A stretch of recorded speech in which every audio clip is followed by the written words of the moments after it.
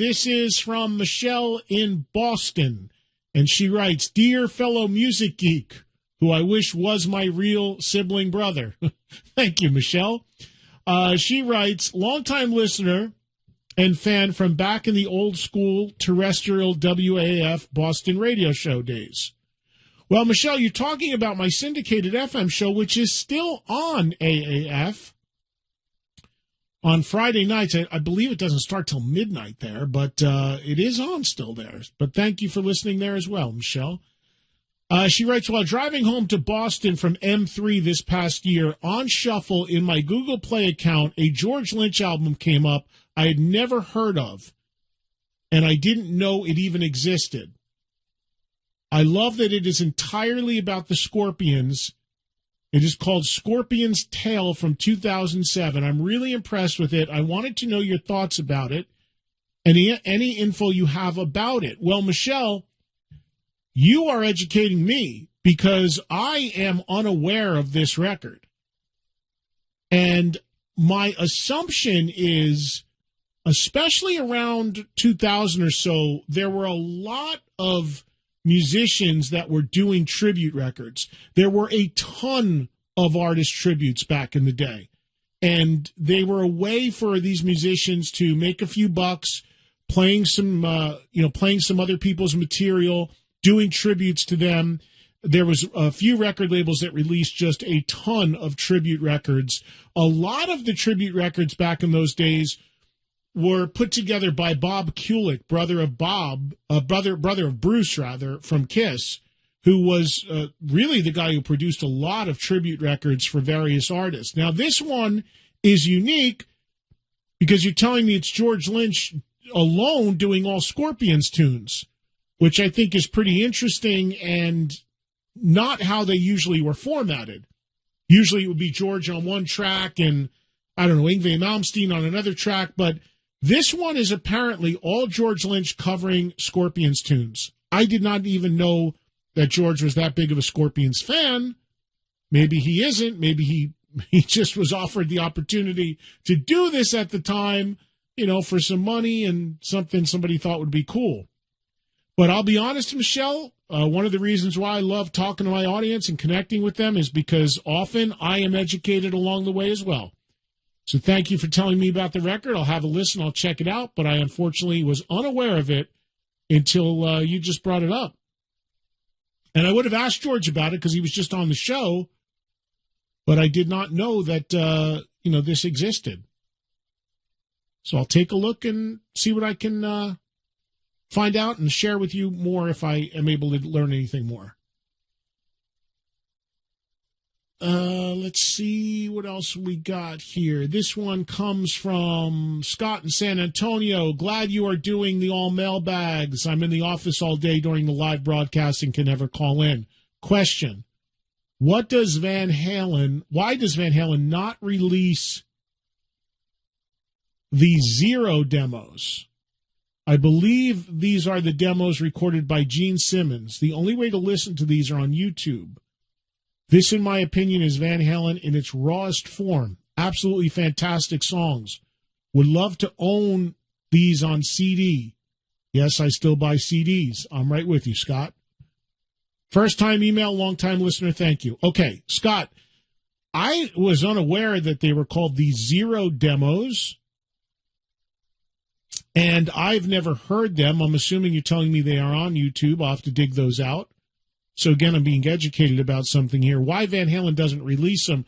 Well, Van Halen, and we've talked about this countless times, is a largely inactive band. They are an awful band in terms of giving the fans a lot of content. Now, look, some bands take it too far and give way too much and pump out garbage, and other bands just don't give information, don't give interviews, don't really do proper reissues of their catalog and deluxe editions, don't put out books, don't put out videos, don't put out anything, and Van Halen falls in that category. Outside of the actual releases themselves, there is very, very little material from Van Halen. If you guys listen to my Monday night show on Hair Nation that I do 5 to 8 p.m. Eastern most Mondays, I play music on that show, and I stumbled upon a live version of Van Halen's DOA, which I had never heard before. It just came up in the system, and I played it. I had no idea of its origins, and then a bunch of folks told me that that actually was a bootleg. Now, how a bootleg ended up in our system, I don't know. There are some of them out there, and that one somehow I played the other night here on Sirius XM.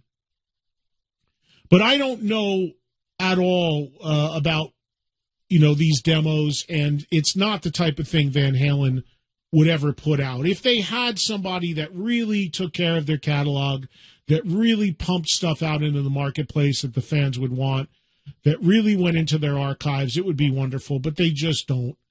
They don't talk. We don't know anything about what they're doing, and I think they're the last band in the world that's going to put out Gene Simmons-produced demos.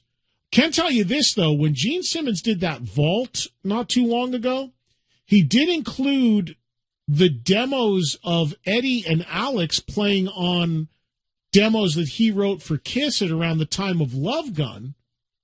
And I'm really shocked that none of those, to my knowledge, surfaced on YouTube. I actually played one on my radio show. But again, it's 2 minutes. It sounds like it came off of a cassette, which it probably did. And, it was what it was. I heard it one time. I was good. I get it. Nothing that blew me away. I get the archival nature of it and never listened to it again. So that's another issue, too. Vinny from Miami writes, love your show. Hey, Eddie, I met you this year on the Monsters of Rock cruise. My first time on it. It was a blast. You want to follow the Roth Show on YouTube along with his usual banter for some time, tells Van Halen tour stories. He recently told a story from 1979 when VH performed in Italy in a grotto-shaped disco. How he busted the shit out of his nose leaping off the drum riser and crashed into the disco ball. It had me cracking up along with his shit-eating grin. All right, so what Vinny is referring to is David Lee Roth has taken to doing a podcast and apparently telling some Van Halen stories, which, Vinny, thank you for the heads up on this. I'd like to check out.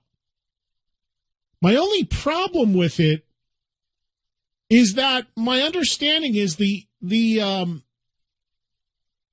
podcast, if you will, it originates and is on YouTube. And I don't think you can download things from YouTube. Now, I could be wrong on that, but I don't think that you can. So it would be one of those things where you have to be connected to the internet in order to hear it. And normally anything like a podcast that I listen to, I generally download that and listen to it on flights. Now, there's got to be a way you can do that with Roth's sort of podcast. And I don't even know if there's a video component to it. But I'll have to check it out because I do enjoy listening to his banter. It's very entertaining. Sometimes it could drive you nuts. He goes a little off the rails, but it's entertaining.